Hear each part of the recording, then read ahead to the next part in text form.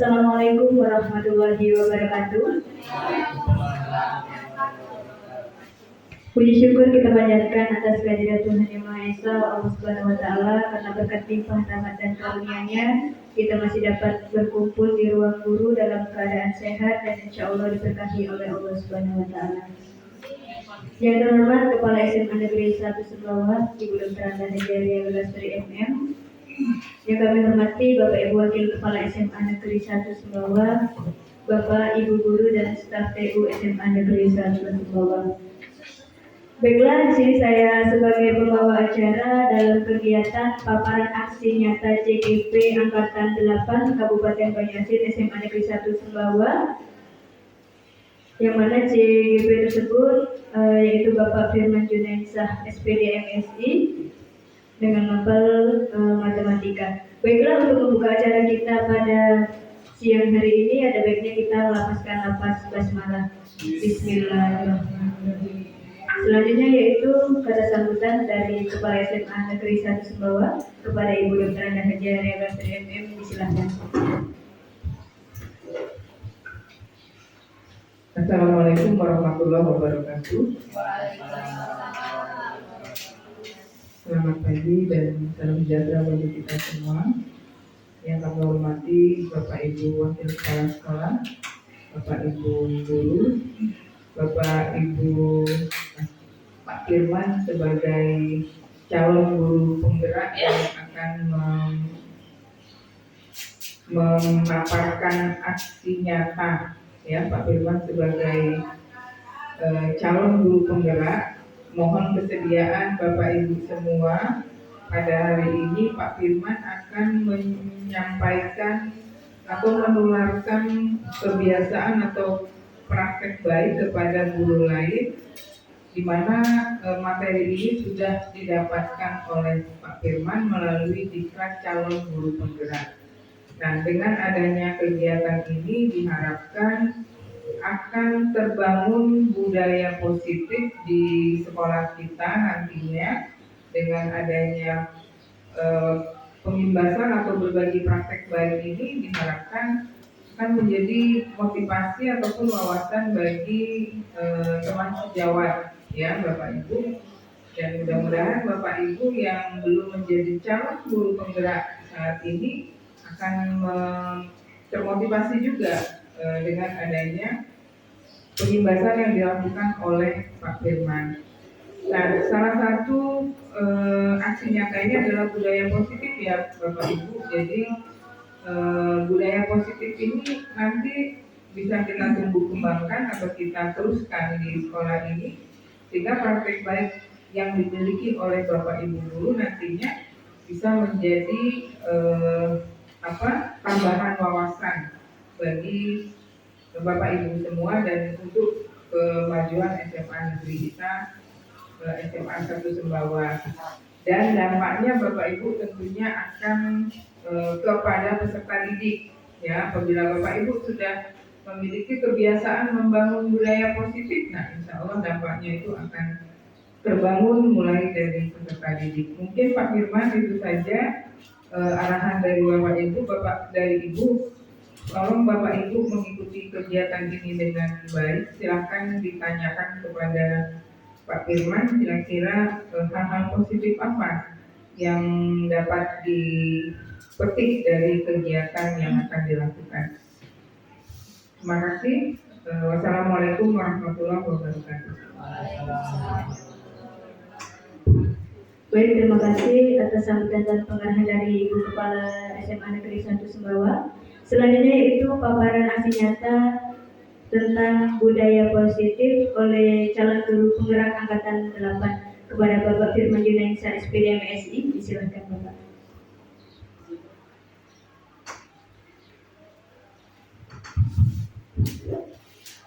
Assalamualaikum warahmatullahi wabarakatuh.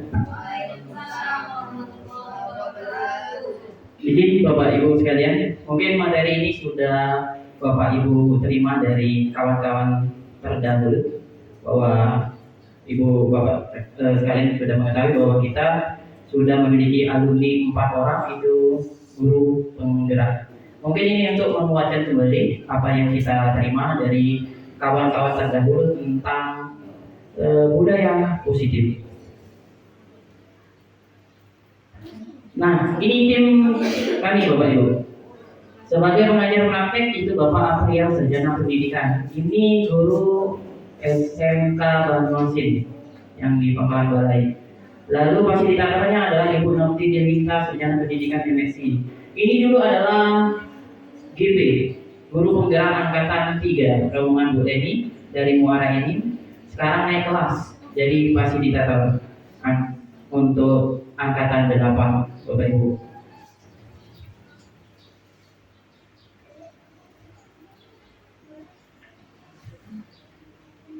Seorang guru yang baik harus memiliki kemampuan dalam mewujudkan budaya positif di sekolah.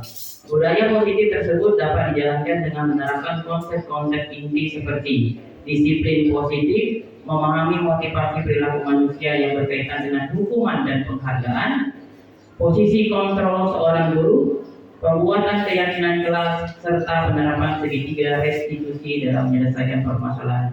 Nah, kita sebagai guru harus memahami beberapa poin-poin penting di sini. Yang pertama itu disiplin positif, yaitu motivasi yang harus kita timbulkan kepada anak adalah motivasi internal, bukan motivasi eksternal. Nanti akan dijelaskan. Lalu posisi-posisi kontrol yang harus kita miliki sebagai seorang guru. Lalu, nah ini sebenarnya sudah dilakukan oleh kawan-kawan sekalian, yaitu pembuatan keyakinan kelas. Tapi kita tidak menekankan kepada anak nilai kebajikan apa yang ada pada keyakinan itu. Lalu penerapan segitiga restitusi.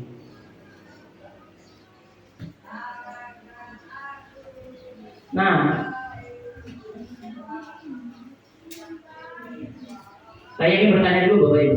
Apakah Bapak Ibu setuju dengan pernyataan ini? Yang pertama, hukuman dapat mendisiplinkan anak. Setuju tidak Bapak Ibu? Tidak. Nanti jawabannya terakhir Bapak Ibu ya. Yang kedua, penerapan hukuman dengan hal positif seperti membaca dan membersihkan halaman sekolah dapat meningkatkan disiplin anak. Setuju tidak? Tidak. Ada yang setuju? Coba ditelaah dulu. Penerapan hukuman dengan hal positif seperti membaca dan membersihkan halaman sekolah dapat meningkatkan disiplin anak. Setuju, ada yang setuju, ada yang tidak setuju ya. Nanti kita merefleksi lagi pertanyaan ini. Yang ketiga, memberikan penghargaan dan pujian dapat meningkatkan prestasi anak. Setuju tidak Bapak Ibu? Tidak. Ada yang setuju? Tidak, tidak ya. Nanti kita akan lihat jawabannya apa. Disiplin positif merupakan suatu cara penerapan disiplin tanpa kekerasan dan ancaman yang dalam prakteknya melibatkan komunikasi tentang perilaku efektif antara guru dan peserta didik. Dalam penerapan disiplin positif ini, peserta didik diajarkan untuk memahami konsekuensi dari perilaku mereka. Selain itu, disiplin positif juga mengajarkan peserta didik bertanggung jawab serta rasa hormat dalam berinteraksi dengan lingkungan yang bertujuan untuk menumbuhkan kesadaran serta memberdayakan peserta didik untuk melakukan sesuatu tanpa slogan, ancaman maupun hukuman. Nah, coba kita review dulu Bapak Ibu, ya. Disiplin positif yang kita sering lakukan di sekolah itu ada namanya hukuman, Bapak Ibu, hukuman dan konsekuensi. Coba, adakah yang tahu apa perbedaan antara hukuman dan konsekuensi, Bapak Ibu? Siapa yang bisa bantu Bapak Ibu? Apa perbedaan antara hukuman dan konsekuensi? Sama nggak itu? Apa beda? Hukuman dengan konsekuensi. Pak Man beda, Pak Man. Menurut pendapat Pak Man. Oke, terima kasih. Kalau menurut pendapat saya, hukuman itu lebih ke cenderung ke vonis ya. Jadi lebih menjurus ke sikap perilaku yang agak lebih keras ya. Tapi kalau hukuman bersifat positif saya setuju. Kemudian konsekuensi itu adalah akibat dari perbuatan yang diperbuat. Jadi ada menimbulkan konsekuensi. Jadi ada sebab ada akibat. Kita sudah terima kasih. Ya, bagus jawaban Pak Mat. Ada lagi yang bisa bantu beda antara hukuman dan konsekuensi? Ya, silakan Bu Ida. Hukuman tadi sudah dijelaskan oleh Pak Mat ya.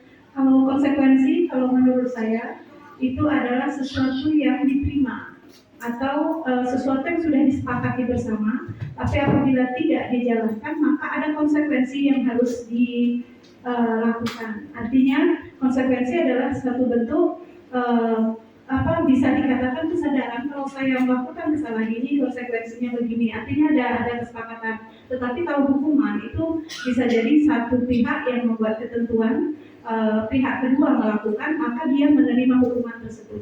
Itu saja yang bisa saya sampaikan.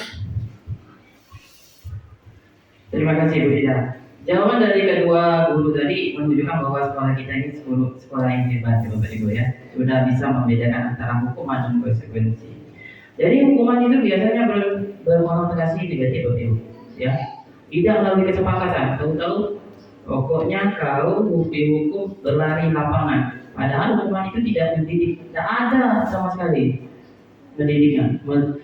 Terlambat dengan disuruh lari 7 kali lapangan. Ya, kita bukan belajar olahraga Bapak Ibu, tapi bagaimana cara hukuman itu membuat anak sadar dengan apa kesalahan mereka. Nah, konsekuensi dari benar kata Bapak Ibu tadi, Bu Ida dan Pak Mat tadi. Konsekuensi itu adalah kesepakatan yang dilakukan bersama. Ada sebab, ada akibatnya. Misalnya nih, seorang ayah nih membelikan permen kepada anak. Nah, akibatnya, konsekuensinya, kebanyakan makan permen, sakit perut. Itu konsekuensinya. Nah, karena sakit perut tadi, ayahnya marah, ngasih hukuman. Hukumannya tidak boleh makan permen selama 1 minggu. Itu hukumannya. Berarti karena marah anaknya tadi sakit perut. Ya, Bapak Ibu ya. Jadi hukuman itu konotasinya kadang adalah negatif, sedangkan konsekuensi itu kadang-kadang adalah positif karena itu hasil kesepakatan bersama. Karena mereka sudah tahu sebab akibatnya. Apa perbedaan hukuman dan konsekuensi? Tadi sudah. Konsekuensi itu berbeda dengan hukuman. Bedanya, konsekuensi dengan hukuman terletak pada fokus dan tujuan dan aksinya. Di sini, konsekuensi merupakan akibat langsung dari suatu perbuatan yang dilakukan. Sedangkan hukuman adalah sesuatu yang dijatuhkan kepada pelaku melalui prosedur keadilan. Nah, dikatanya adil gitu ya. Tapi belum tentu itu mendidik. Nah, motivasi perilaku manusia. Perlu Bapak Ibu ketahui bersama, motivasi kita itu ada 2. Motivasi internal, motivasi eksternal. Nah, motivasi yang ada di dalam diri anak itu kadang muncul ada motivasi eksternal. Seandainya nih, saya pengen juara 1 itu, pengen dapat pujian dari Bu Ida Purnama, hebat, pinter, dapat piala.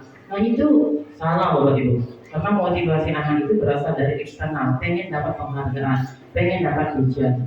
Nah, sekarang bagaimana caranya kita merubah motivasi anak tersebut bersifat kekal? Itu kan sementara Bapak Ibu. Ketika penghargaan itu hilang motivasinya. Nah, sekarang kita ubah ke motivasi internal. Bagaimana caranya menumbuhkan kesadaran anak? Dia ingin belajar, tetapi bukan ingin mengharapkan sesuatu, tetapi ingin maju ke depan. Itu yang kita harus lakukan. Jadi motivasi eksternal itu untuk menghindari ketidaknyamanan atau hukuman. Seperti misalnya saya tidak ingin terlambat, takut kena hukum umur misalnya. Itu salah di budaya positif karena masih muncul motivasi eksternal.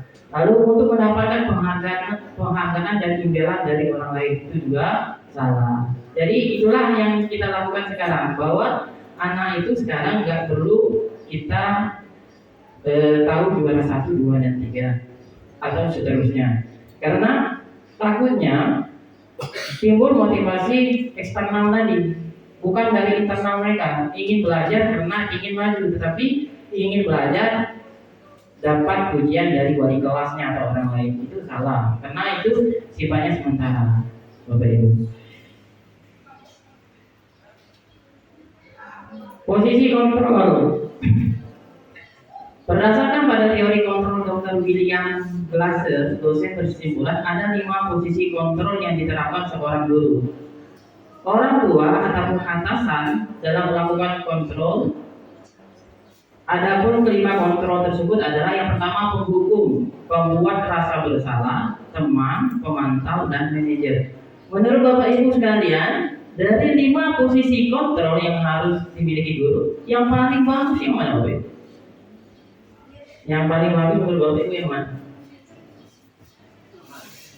Teman. Kata Pak Mat, teman. Ada yang pendapat lain, Bapak Ibu? 3, 4, 5 kata Bu Nur Hasanah. Yang ini dulu lah. Yang posisinya sebagai guru lah. Ya, posisi kontrol yang harus dimiliki guru. 3, 4, 5. Ya. Minimal kita sebagai guru harus memiliki posisi kontrol sebagai teman, lalu sebagai pemantau. Jangan mengambil posisi kontrol sebagai penghukum atau pembuatan rasa bersalah, Ibu. Itu salah berarti, ya. Sebaiknya kita mengambil posisi kontrol yang paling bagus nih, ya, high class, manager. Manajer itu sudah tahap yang paling tinggi. Bagaimana kita sebagai guru, ya, memunculkan kesadaran kepada anak akan kesalahannya, ya, akan kesalahannya. Jadi anak itu sadar bahwa itu ini salah. Jadi untuk kedepannya tidak akan mengulangi lagi kesalahan tersebut, Bapak Ibu. Jangan kita ngambil posisi kontrol sebagai menghukum anak, tapi tidak ada timbul rasa kesadaran di dalam diri anak bahwa perbuatan yang dilakukannya adalah salah, Bapak Ibu. Itu salah. Kita ambil posisi kontrol sebagai penghukum. Begitu juga membuat rasa bersalah nih. Itu juga salah. Misalnya nih, kalau membuat rasa bersalah, anaknya itu terlambat ya. Apa enggak kasihan ya dengan mama bapak kamu yang dari pagi potong karet. Nah, itu kan membuat dia itu rasa bersalah, ya. Tapi tidak muncul rasa dari dalam diri dia untuk berubah itu, karena itu tadi ya dari diri dia sendiri, ya. Iya.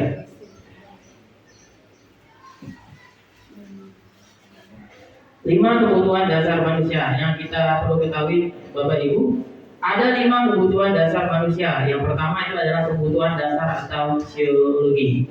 Kebutuhan dasar atau fisiologi adalah kebutuhan dasar merupakan hal yang harus terlebih dahulu terpenuhi agar manusia dapat bertahan hidup dan melanjutkan hidupnya. Kebutuhan fisiologis merupakan kebutuhan manusia akan oksigen, air, makanan, suhu tubuh yang normal, tidur, komputasi, kebutuhan seksual dan sebagainya. Nah, ini kita harus paham juga, Ibu-Bapak. Kebutuhan yang harus dimiliki anak. Bagaimana anak yang lapar itu bisa konsentrasi untuk belajar kalau kebutuhan dasar atau fisiologinya kita tidak mengerti. Misalnya nih, kita ujung-ujung nggak marah dengan anak.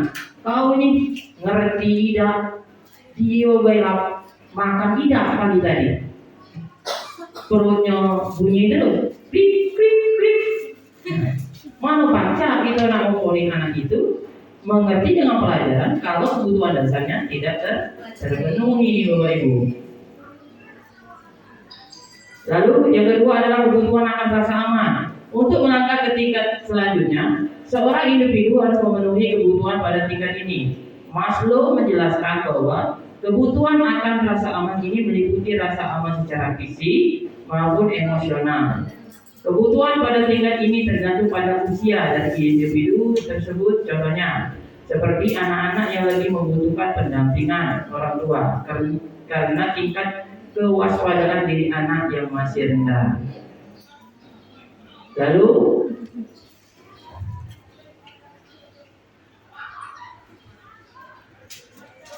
yang ketiga, kebutuhan sosial, rasa cinta, kasih sayang, serta hak kepemilikan. Nah, kadang-kadang anak itu, Bapak Ibu, kurang kasih sayang, karena dia tidak konsentrasi belajar. Misalnya nih, bapak ibu di rumahnya itu broken home bapak ibu, ya. Jadi kita kadang-kadang harus juga melakukan asesmen dulu bapak ibu. Kenapa belajar konsentrasi terlambat terus? Tapi kita tidak tahu kebutuhan dasar yang dia punya itu tidak lengkap bapak ibu. Misalnya kebutuhan sosial, rasa kasih sayang tidak ada bapak ibu. Jadi seorang guru harus tahu kebutuhan sosial yang ada pada diri setiap anak. Di tingkat ini seorang individu membutuhkan cinta kasih sayang dan memiliki hak kepemilikan terhadap suatu hal. Selain itu, seorang individu dapat mendapatkan kebutuhan di tingkat ini dengan menjalin pertemanan dengan individu lain, membentuk keluarga, bersosialisasi dengan suatu kelompok, beradaptasi dengan lingkungan sekitar, serta berada dalam lingkungan masyarakat. Yang keempat, kebutuhan mendapat penghargaan. Maksud penghargaan bagi Maslow adalah harga diri. Setiap individu berhak mendapatkan harga diri mereka masing-masing. Harga diri dapat berasal dari diri sendiri maupun orang lain. Menurut Maslow, harga diri dibagi menjadi dua bentuk, yakni bentuk menghargai diri sendiri dan bentuk penghargaan dari orang lain. Berarti ini fokusnya ke harga diri seorang anak itu, Bapak Ibu. Dan yang terakhir, kebutuhan untuk mengaktualisasikan diri. Kebutuhan di tingkat ini merupakan kebutuhan yang paling tertinggi. Aktualisasi diri dapat diartikan sebagai wujud sesungguhnya untuk mencerminkan harapan serta keinginan seorang individu terhadap dirinya sendiri. Nah, keyakinan kelas Bapak Ibu. Bapak Ibu, saya rasa kalau tahun kemarin sudah buat semua Bapak Ibu keyakinan kelas. Misalnya nih, saling menghormati satu sama lain, tidak membuang sampah sembarangan. Apa lagi Bapak Ibu? Ya, apa lagi? Bergotong royong, apa lagi?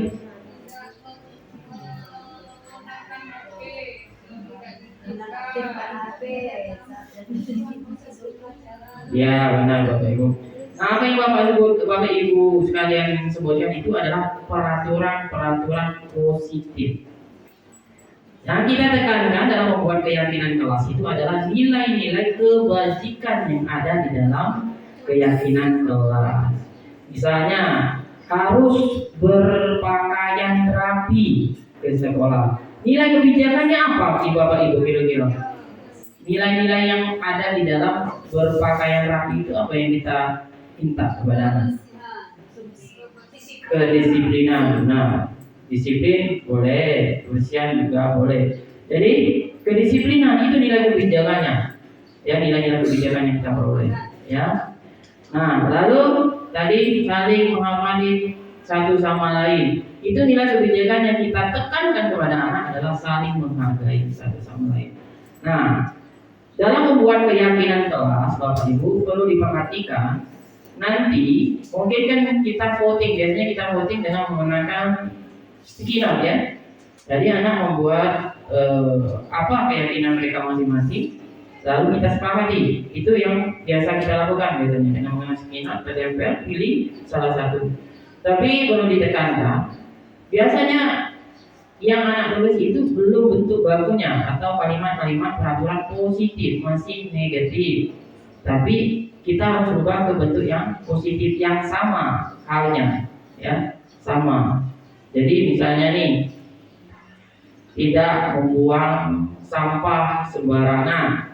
Nah, coba dirubah bentuknya, kalimatnya. Ya, ya, menjaga kebersihan di kelas. Itu masih kalimat negatif yang pertama tadi Bapak Ibu. Kita ubah ke kalimat yang positif. Nah, itu yang perlu kita perbaiki sama-sama. Karena saya juga membuat keyakinan kelas. Pada awalnya, tahu saya itu kesepakatan saja Bapak Ibu. Nggak perlu nak merubah bentuk kalimat positif menjadi negatif menjadi positif. Ternyata kalimat anak itu belum tentu positif semua. Kita sebagai guru yang harus merubah ke positif, lalu menekankan yang mana ini, yang nilai kebijakan yang kita tekannya kepada anak, disiplin, saling menghormati, atau apapun itu, Bapak Ibu. Jadi guru berperan dalam mewujudkan terbentuknya keyakinan kelas atau sekolah. Dengan adanya kesepakatan antara guru dan murid, Coba, tujuan membentuk keyakinan kelas itu apa Bapak Ibu? Untuk Bapak Ibu sekalian. Apa Bu? Tujuan membuat keyakinan kelas. Ada proses pembelajaran dapat Nah, coba baik. Tujuan kesepakatan kelas itu salah satunya menurut saya agar proses pembelajaran dapat berjalan dengan baik. Tuh. Ada lagi tujuan dari pembuatan keyakinan kelas itu? Bu Fitri, ya, apa tujuannya? Bu Fitri kira kita buat keyakinan kelas itu apa dia tujuannya? Apa cuman untuk nempel ke kata-kata di dinding, woy?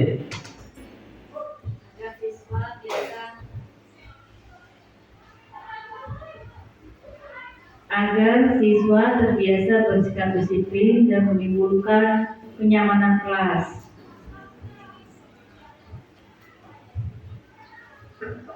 Ada lagi Bapak Ibu? Ya, silakan Bu Zulaila. Oke, baiklah menurut saya keyakinan kelas yang kita buat di kelas kita adalah agar nilai-nilai kebajikan yang tadi kita gali pada anak-anak kita di dalam kelas kita yang ada, mereka bisa menjadi budaya positif bagi mereka, kebiasaan baik, nilai-nilai itu di dalam kelas. Sehingga seperti contoh kebersihan kelas, itu kan nilai kebajikan ya, menghormati guru itu menjadi kebiasaan dalam kehidupan mereka di ruang lingkup kecil yaitu kelas kita. Terima kasih Bu Zulaila. Jadi apa yang diungkapkan oleh ketiga guru tadi itu benar semua Bapak Ibu. Jadi keyakinan kelas itu tujuannya bagaimana anak meresapi kesepakatan yang mereka sepakati bersama. Jadi mereka tumbuh rasa tanggung jawab mereka. Oh, ini peraturan yang saya buat tadi bersama-sama. Bagaimana kalau peraturan ini harus ditaati bersama-sama. Jadi konsekuensinya apa Bapak Ibu kalau mereka tidak menaati keyakinan kelas itu? Apa konsekuensinya kira-kira? Seandainya nih menjaga kebersihan di kelas, tapi masih ada loh siswa itu buang sampah sembarangan. Konsekuensinya apa kira-kira? Konsekuensinya kelas jadi kotor. Tapi konsekuensi yang personal tadi, siswa itu tadi apa?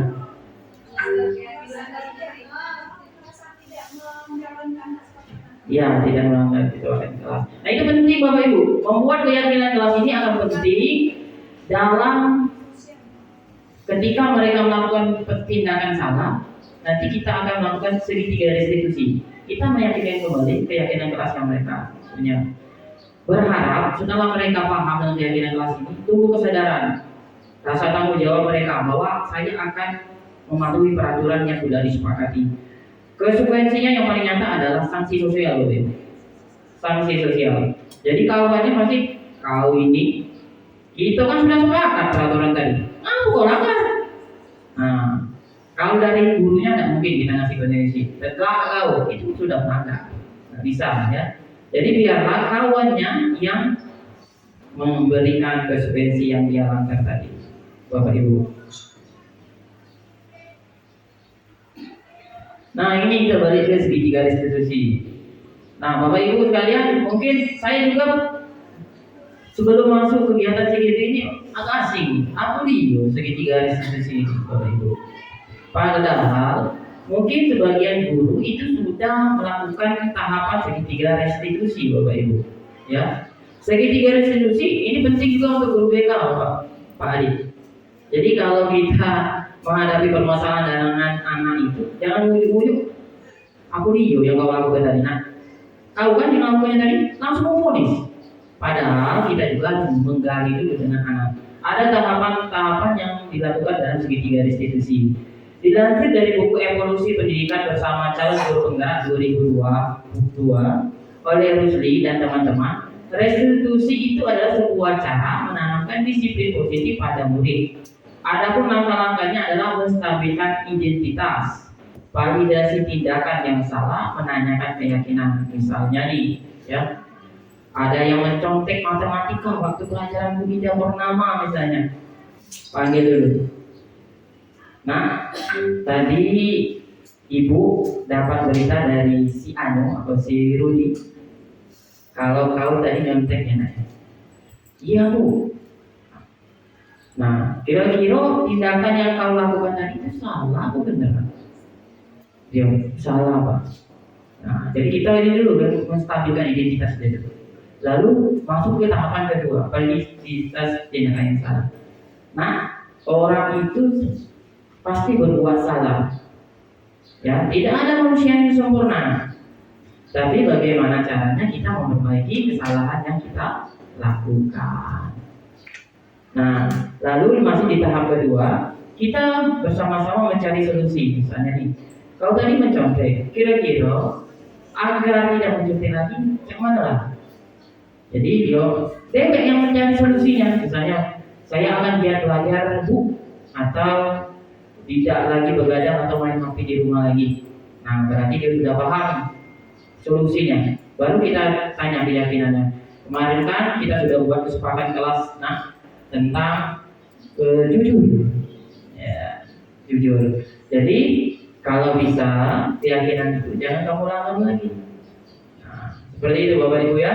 Jangan kita ujung-ujung memberikan vonis kepada anak, tapi tidak menggali. Mungkin ada sesuatu hal di dalam diri anak, misalnya dia itu mencontek gara-gara apa begitu ya. Jadi kita harus memberikan motivasi dulu juga pada anak.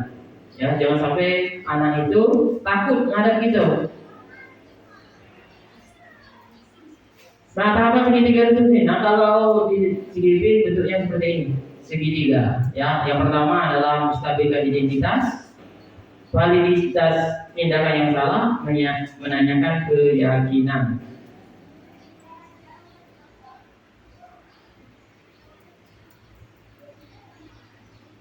Ini ada kasus Bapak Ibu. Nah, kebetulan yang narasumbernya itu yang di belakang itu, ya, narasumbernya.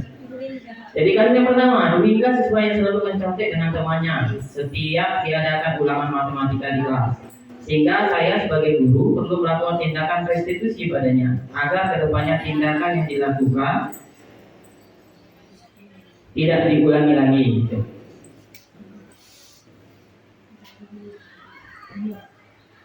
Nah, ini skenario Bapak Ibu.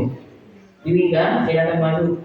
Apa kabar Dwingga hari ini? Alhamdulillah sehat Pak. Dwingga tahu kenapa Bapak panggil ke kantor? Tidak tahu Pak. Begini Dwingga, tadi ada temanmu menemui Bapak dan bercerita. Kalau saat ujian matematika tadi Dwingga melihat jawaban temanmu ya, benar nggak itu Dwingga? Nah itu kita masih memvalidasi, ya. Benar Pak. Berarti Dwingga apa tadi? Mencontek Pak. Menurut Dwingga, mencontek itu perbuatan baik atau tidak? Tidak baik Pak. Berarti mencontek itu merupakan perbuatan yang salah kan Dwingga? Ya Pak. Dwingga, setiap orang pasti pernah berbuat salah dan itu hal yang wajar menurut Bapak. Tapi yang terpenting bagaimana kita bisa memperbaiki kesalahan yang kita perbuat. Sebelumnya Bapak ingin tahu kenapa Dwingga mencontek dengan temanmu. Dwingga tidak belajar Pak, Dwingga tadi. Dwingga tahu kan kita hari ini mau ulangan matematika? Tahu Pak. Kenapa Dwingga tidak belajar? Dwingga semalam kebanyakan main HP Pak, jadi lupa besok mau ujian. Iya Dwingga. Sebelumnya kita sudah pernah membuat keyakinan kelas bersama. Menurut Dwingga, keyakinan kelas apa yang dilanggar? Jujur Pak. Menurut Dwingga jujur itu penting atau tidak? Penting Pak. Jadi mencontek itu jujur atau tidak jujur? Jujur Pak jawabannya. Sekarang apa menurut Dwingga yang harus dilakukan agar tidak mencontek lagi? Belajar dengan sungguh-sungguh Pak, mengerjakan tugas dengan sebaik-baiknya. Karena Dwingga sudah paham dengan apa yang dilakukan, Bapak berharap ke depan Dwingga bisa memperbaiki diri dan dapat berbuat jujur dan bertanggung jawab. Amin Pak. Dwingga minta maaf ya Pak atas apa Dwingga lakukan tadi. Nah itu bentuknya Bapak Ibu yang kita lakukan ya, skenario. Nah mereka ada kan? Iya, ada skenario. Kita mereka ada skenario.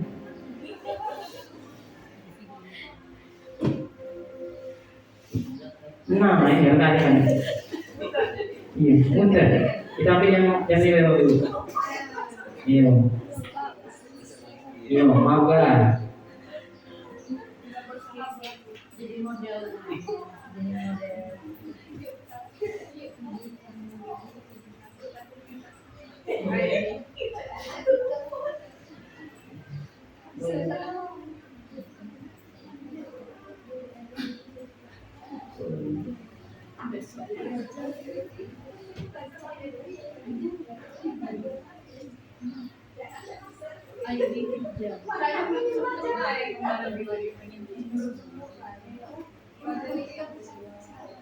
Oh ini ya.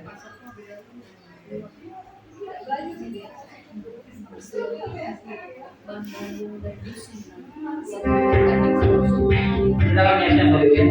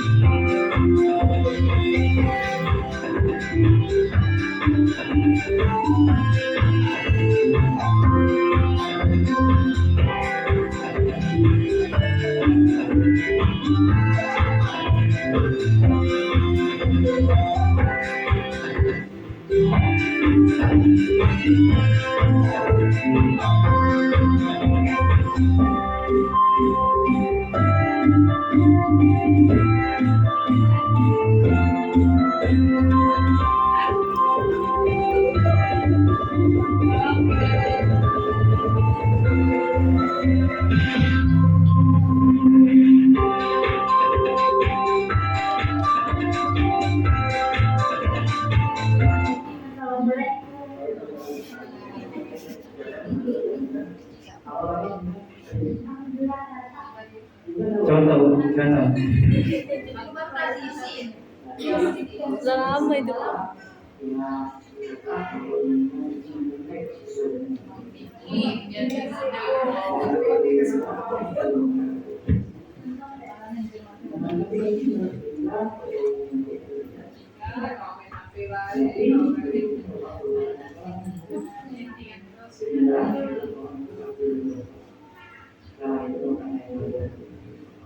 Tapi yang penting bagaimana kita memulai kesalahan di depan.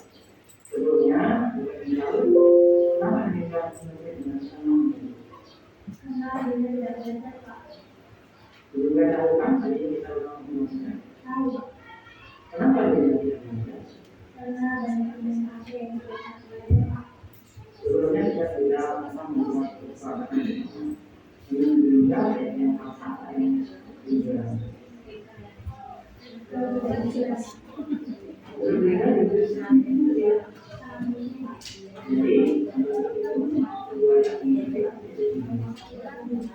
Sekarang apa bentuknya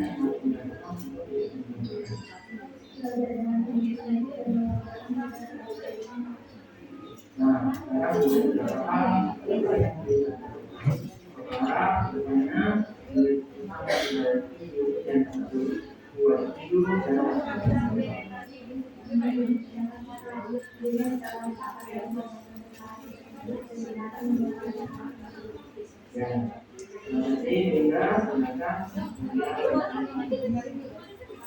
nanti panggil satu Bapak Ibu. Dwingga yang macam teks. Saya sangat senang sekali berdiskusi dengan Pak Firman, sehingga saya dapat menyelesaikan masalah yang saya alami. Terima kasih Pak Firman, semoga saya lebih giat lagi belajar dan dapat menggapai cita-cita saya.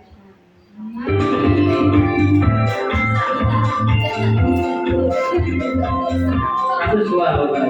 Bisa yang cerita tolong.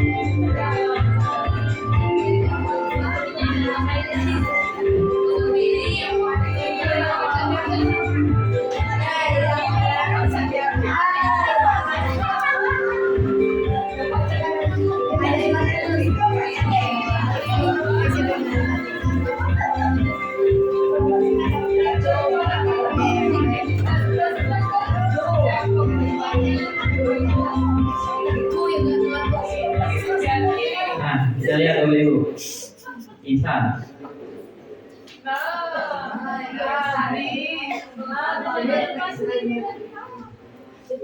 Ini siswa yang nakal Bapak Ibu. Nih, bukan terlambat.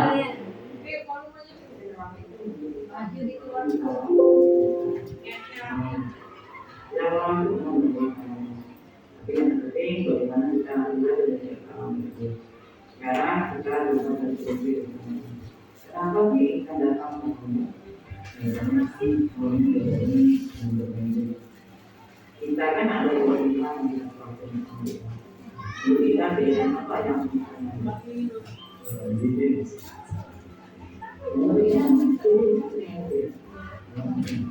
sekarang apa yang dilakukan untuk membayar bayarkan kita tidak mungkin perkara terima kasih kan mulai besok kita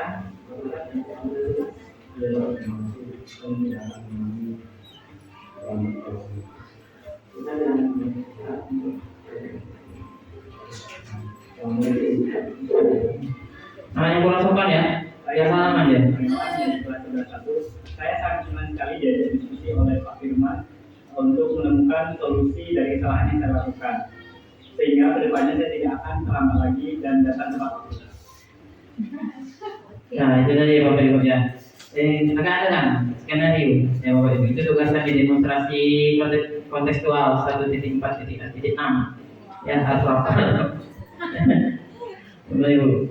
Jadi itu tahapan segitiga restitusi Bapak Ibu. Jadi kita dalam melakukan sesuatu itu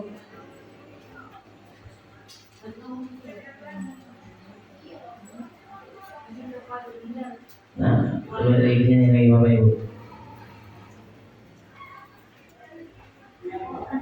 Nah, baru juga nyambung.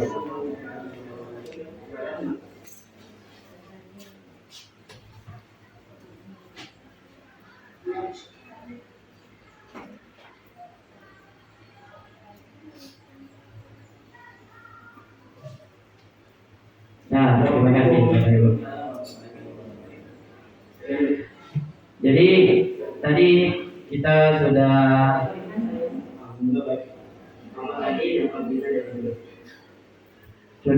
mendengarkan rekan-rekan dan skenario penanganan kasus ketika ada anak melakukan kesalahan, yaitu segitiga restitusi. Saya berharap sih semua guru di SMA Negeri 1 Sumbawa dapat membimbing anak menemukan kesadaran bahwa apa yang mereka lakukan itu salah, tetapi tidak memvonis langsung Bapak Ibu. Memvonis langsung itu adalah tahapan yang salah. Kita nggak tahu ada unsur apa di belakangnya. Kita harus dengar dulu kesadaran anak Bapak Ibu. Kira-kira ada pertanyaan Bapak Ibu dari apa yang saya jelaskan tadi? Ada pertanyaan Bapak Ibu? Ya, silakan Bu Zulaila. Pak, jadi untuk tahun ajaran baru ini kita kan yang kita buat itu kesepakatan kelas atau kegiatan kelas, Pak?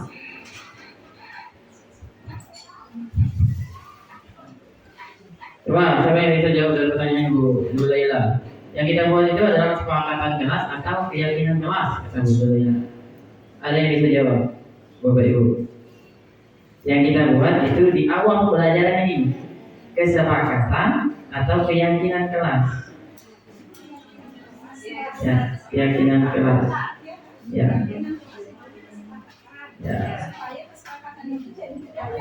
Ayo silakan Bu Ida. Berbagi pendapat ya Bu Zulaila. Kalau menurut saya yang kita tanamkan di awal pembelajaran adalah menanamkan keyakinan kelas melalui kesepakatan kelas, supaya kesepakatan kelas itu dilaksanakan secara rutin sehingga menjadi budaya, akhirnya menjadi budaya positif mulai dari kelas, lalu nanti ke lingkungan yang lebih luas, sekolah, mungkin nanti berharapnya ke masyarakat mereka sudah mempunyai budaya positif. Ada lagi yang pendapat dari pertanyaan dari Bu Zulaila tentang kesepakatan dan keyakinan? Jadi kalau menurut saya pada awal pembelajaran ini penting membuat keyakinan kelas, tapi disepakati oleh seluruh warga di dalam kelas. Jadi kesepakatan kelas itu membentuk keyakinan kelas yang diyakini. Misalnya nih tadi menjaga kebersihan di dalam kelas. Itu kan kesepakatan ya. Sudah disepakati. Berdua, makan dah, makan, kau makan, ini makan ya. Jadi disepakati bersama ya. Nah itu jadi keyakinan bersama. Benar nggak, Bapak Ibu ya? Jadi kalau udah sepakat, kita udah banyak juga anak menjalankan peraturan itu kalau disepakati bersama. Menurut saya, Bapak Ibu. Ada yang ingin tanyakan lagi, Bapak Ibu? Ya boleh, lanjut. Ah? Ya silakan Bu Julina, nambah pendapat. Oke, terima kasih Pak Firman atas nama Wida atas sharing yang tadi. Benar, memang itu sebuah kesepakatan, tapi yang kita inginkan adalah sebuah keyakinan ya, keyakinan yang akan menimbulkan nilai-nilai kebajikan bagi murid dari sebuah keyakinan yang kita tanamkan kepada mereka yang menjadi sebuah kesepakatan. Nah, yang saya tanyakan adalah kalau yang saya pernah pelajari, yang kita tekankan adalah kita membuat judulnya adalah sebuah keyakinan walaupun itu dari sebuah kesepakatan. Itu maksudnya. Ya, begitu ya Pak ya? Ya benar sekali Bu. Jadi waktu kita buat diilustrasikan dalam bentuk poster atau bentuk fisik yang kita akan tempel di dalam kelas, itu adalah keyakinan ke kelas, hasil dari kesepakatan ke kelas. Ya Bapak Ibu. Nah sekarang juga kita refleksi dari 3 pertanyaan yang sebelumnya tadi ya. Ayo kita refleksi dulu. Ya waktunya masih banyak Bapak Ibu. Ya.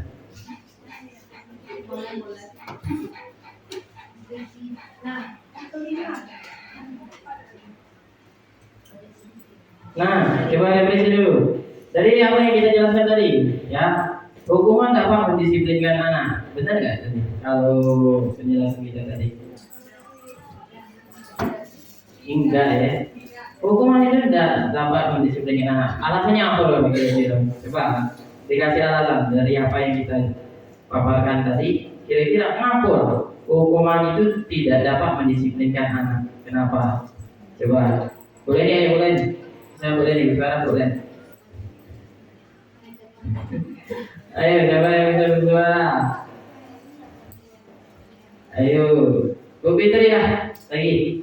Kenapa hukuman tak bisa mendisiplinkan anak, Bu?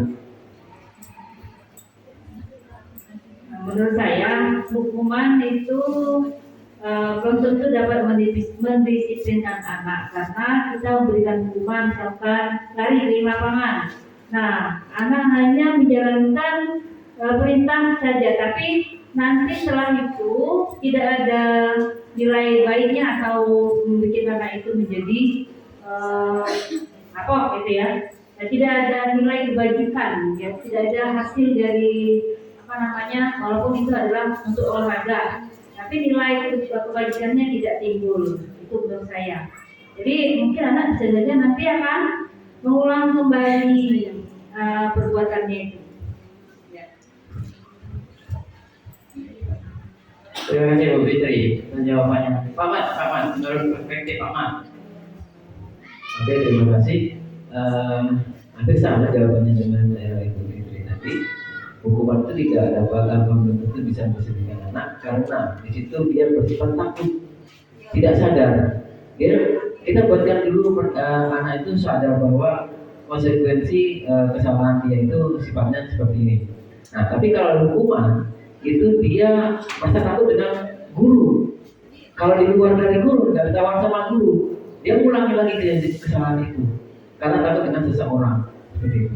Terima kasih.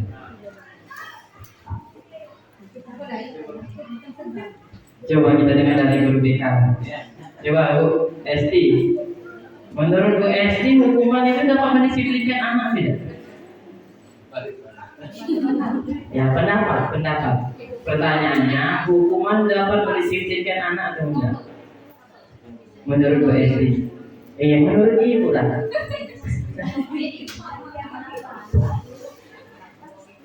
Setelah beberapa bahasan yang kita bahas tadi, menurut saya hukuman itu tidak dapat mendisiplinkan anak, Bu. Alasannya bu, begini ya, alasannya begitu.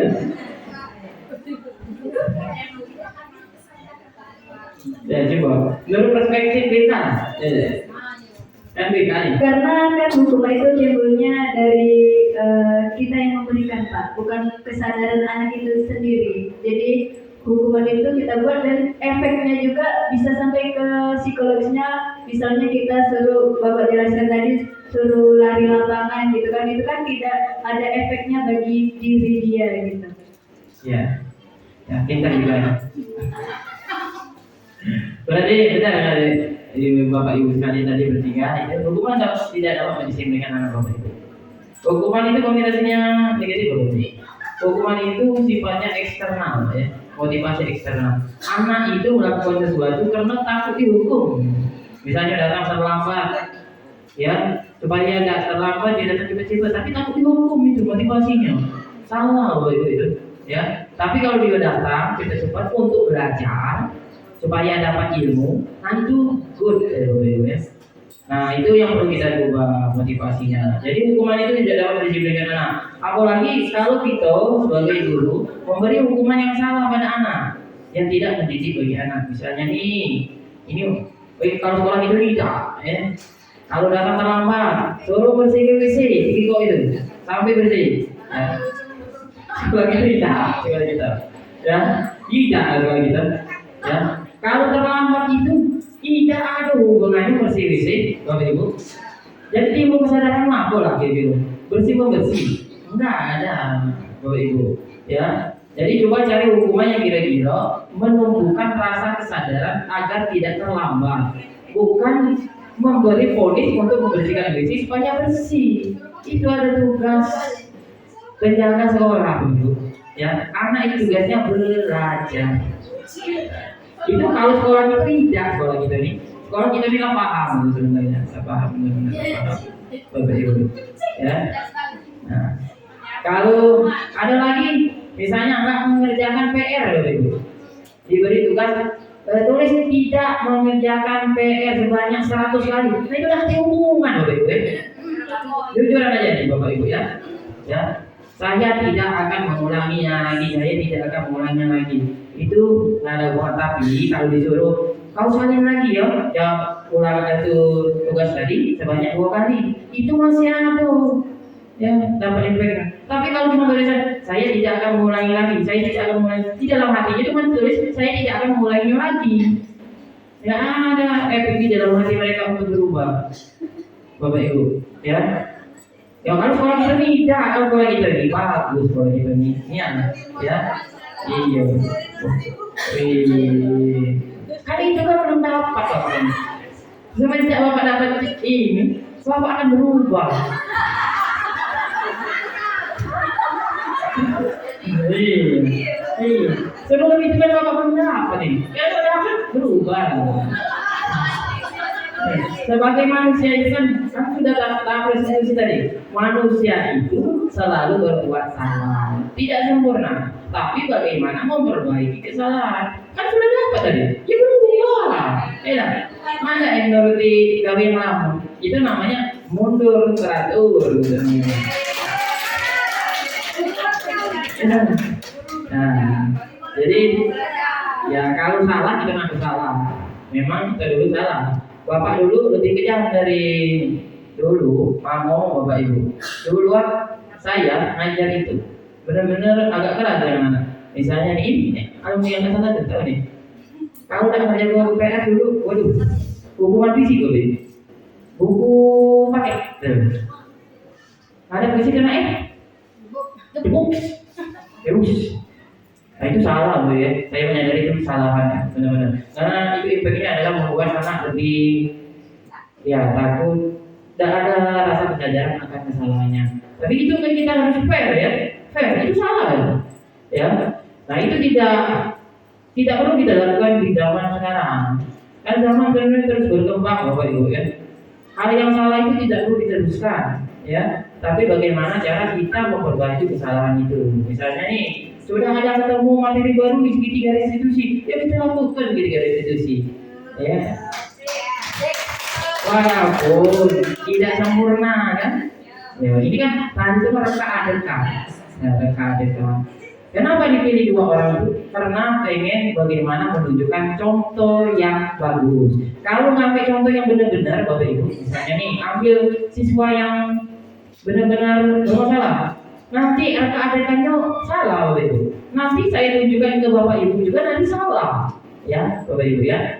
Jadi sebenarnya dua orang itu tadi itu bagus semua, pinter, ya, cakep-cakep, cantik-cantik, tidak ada yang salah sama sekali, ya. Cuma bapaknya Nina yang buat salah dia, jadi terdakwa di situ tadi, ya. Iya. Coba ada yang ini di sini lagi, Bapak Ibu? Ya, silakan Bu Ida. Tadi itu ada apa? Apa sih yang ada lima poin ya Pak ya, dari sebagai pembuat ya sama posisi kontrol, agak lupa ya.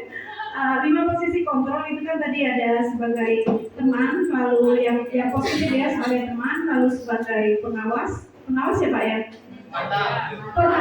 Yang terakhir yang terbaik sebagai manajer.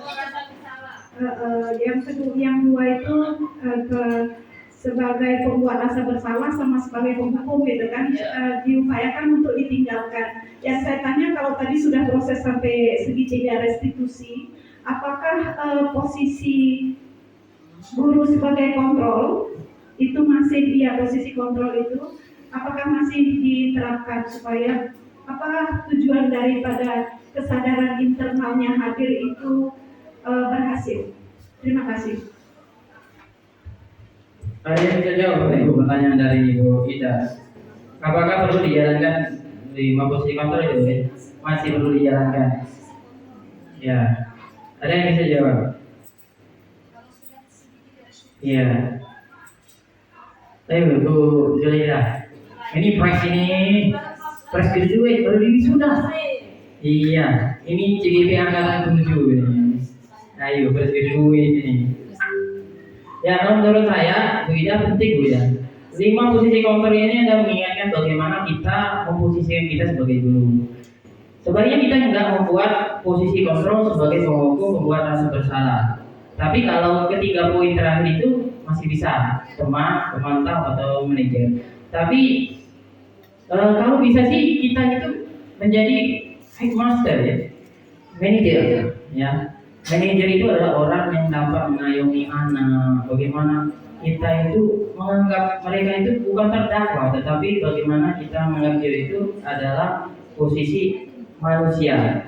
Perlu Ibu Bapak Ibu ketahui, manusia itu adalah seseorang yang unik Bapak Ibu. Nggak mungkin kita menganggap orang itu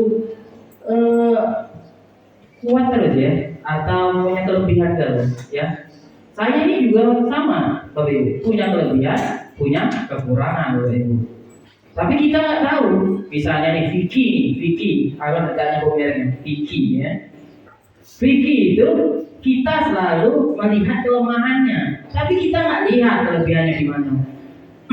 Kelebihan mereka itu bukan di posisi misalnya belajar di kelas mungkin olahraga, mungkin olahraga sepak bola dia nomor 1 juara, voli nomor 1. Nah itu kekuatan dia. Bagaimana caranya kita sebagai manajer memperkuat kekuatan anak, meminimalisir kelemahan anak. Jangan kita selalu memfokuskan kelemahan mereka, tapi kekuatannya kita abaikan dari sana, Bapak Ibu.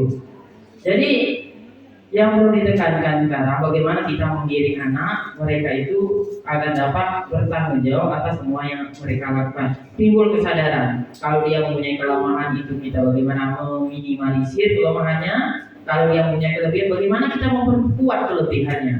Jadi prestasi itu dahulu di bidang pelajaran Bapak Ibu. Kalau mereka prestasi di bidang olahraga misalnya juara futsal tingkat kabupaten, itu juga prestasi kelebihan ya. Tapi bukan bagian dia di pelajaran yang perlu dipahami kita. Tapi kita ini fokus di pelajaran Bapak Ibu ya. Yang itu yang perlu kita tekankan bersama ya. Mungkin bagian dia itu tidak di situ, tapi di olahraga dia masuk. Bapak Ibu.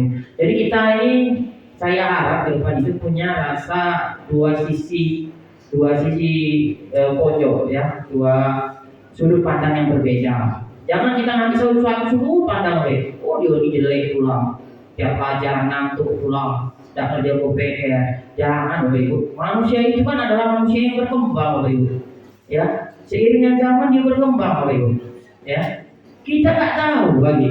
Vicky itu tadi misalnya jadi polisi di lampu merah skip, nyinggung Bu Erna, salah dengan Bu Erna. Bu, tahu tak? Vicky Bu, nah kau ini yang sering tidak mengerjakan PR. Kita tidak tahu Bapak Ibu, ya, kita tidak tahu. Alangkah malu kita, ya, tidak dijujuran. Aku orang tua sendiri juga Bapak Ibu. Alangkah malu kita ketemu di jalan, anak itu tahunya kita yang terkena itu adalah hal yang kita lakukan yang salah, misalnya yang selalu marahi dia, yang selalu ngakuin dia, kau ini tak katik bacaan sama sekali kau ini. Tak boleh ngomong gitu Bapak Ibu. Manusia itu banyak kebacaan, tapi tidak tahu apa dia kebacaannya. Tinggal dia bagaimana dari kebisaan dia itu di bagian mana itu Bapak Ibu. Ya, saya harap kita ini nggak tahu nasib orang itu kan berputar seperti roda, kadang di bawah, kadang di atas. Sekarang misalnya kita ini guru, ketemu dia kepala dinas misalnya, nah kak, dia ini guru ini bukannya buat kamu dulu kemarin nak siksa tu lah kau dia, kau tunjuk ke daerah terpencil itu kau. Nah kau Bapak Ibu apa aja kita, ya anak didik kita, ya. Nah kalau Bapak Ibu kita lihat dua sudut pandang yang berbeda sebagai seorang guru. Jangan lihat sudut pandang satu aja. Jadi juga kita cari referensi lah Bapak Ibu. Jangan hanya dari menurut perspektif kita dewe. Cari juga kolaborasi dengan kawan. Kira-kira begitu cak mana ya? Begitu cak mana ya? Begitu cak mana ya? Kira-kira kalau beliau ini ke depannya bisa berubah dah. Ya. Nah kalau dapat 10 orang kita sudah dapat sepakat misalnya, oh dia bisa berubah. Kita harus berubah tidak boleh kita nuruti kehendak kita dewe. Berkeras bahwa anak ini salah itu lah. Itu menurut saya Bapak Ibu ya. Menurut saya ya. Ya, menurut saya ya. Mungkin itu saja senjata yang saya berikan pada pagi sore hari ini Bapak Ibu. Mohon maaf salah kata Bapak Ibu, ini masih tahap belajar. Saya yakin di ruangan ini banyak orang yang hebat, yang lebih pantas untuk di sini untuk memaparkan sesuatu praktik baik. Karena sekolah ini ya sekolah yang bagus ya. GP-nya ada 4, itu sudah banyak, termasuk sekolah penggerak angkatan pertama. Nah, mungkin saja yang dapat saya lakukan. Terima kasih atas partisipasi Ibu, Bapak pada kesempatan ini. Kalau salah kata minta maaf kepada Allah, mohon ampun. Wabillahi taufiq wal hidayah. Wassalamualaikum warahmatullahi wabarakatuh.